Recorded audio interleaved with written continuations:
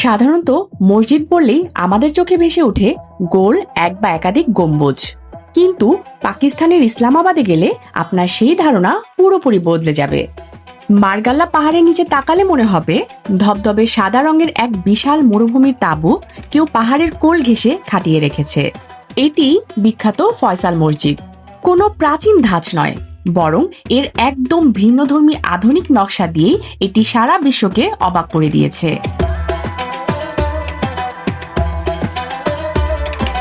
এই মসজিদের সবচেয়ে বড় বিশেষত্ব হলো এর আকৃতি। তুরস্কের স্থপতি বেদাত দালোকে এটি বানানোর সময় আরবের যাযাবর বেদুইনদের তাঁবু থেকে আইডিয়া নিয়েছিলেন। মরুভূমিতে বেদুইনরা যেভাবে ত্রিকোণাকার তাঁবু খাটিয়ে বাস করে, এই মসজিদের ছাদটিও ঠিক তেমনি।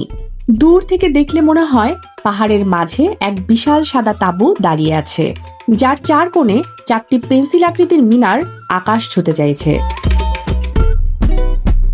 প্রশ্ন হলো, এই বিশাল মসজিদটি কার পকেটে টাকা দিয়ে তৈরি? এই বিশাল কর্মযজ্ঞের পেছনে রয়েছে একটি বন্ধুত্বের গল্প। 1966 সালে সৌদির বাদশাহ ফয়সাল বিন আব্দুল আজিজ পাকিস্তান সফরে এসে একটি জাতীয় মসজিদ তৈরির ইচ্ছা প্রকাশ করেন। পুরো টাকাটাই দিয়েছিল সৌদি আরব। সেই সময়ে এটি বানাতে খরচ হয়েছিল প্রায় 12 কোটি মার্কিন ডলার। 1976 সালে কাজ শুরু হয়ে 1986 সালে এটি শেষ হয়।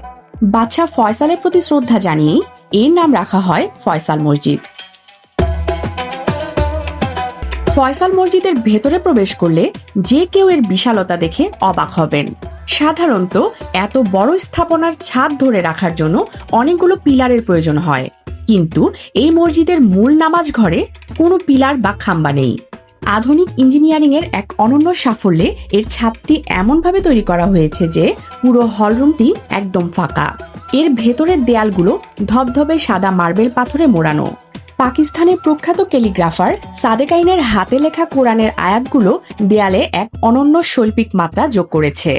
এছাড়া হলরুমের ঠিক মাঝখানে তুরস্ক থেকে আনা বিশাল আকৃতির একটি সোনালী ঝাড় লণ্ঠন ঝোলানো আছে, যা পুরো পরিবেশকে এক শান্ত ও স্নিগ্ধ আলোয় ভরিয়ে রাখে।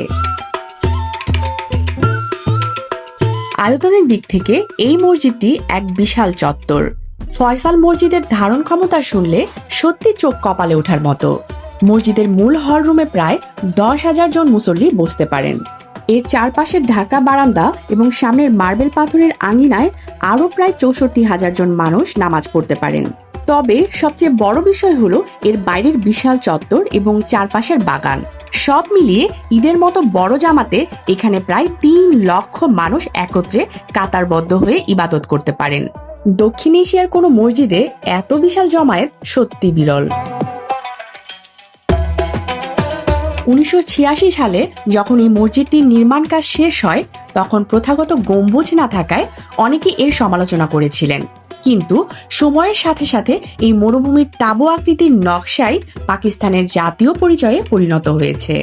মার্গাল্লা পাহাড়ের ঘন সবুজের পটভূমিতে সাদা রঙের এক জ্যামিতিক স্থাপত্যটি এখন বিশ্বের পর্যটকদের কাছে প্রধান আকর্ষণ।